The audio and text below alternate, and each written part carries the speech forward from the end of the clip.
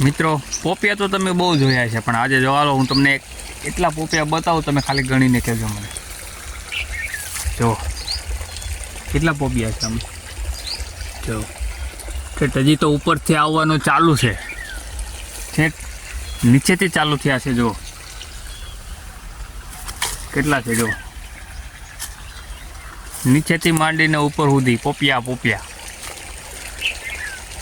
કયું બિયારણ છે કહેજો મને કમેન્ટમાં, અને કેટલા પોપિયા છે એ પણ કહેજો.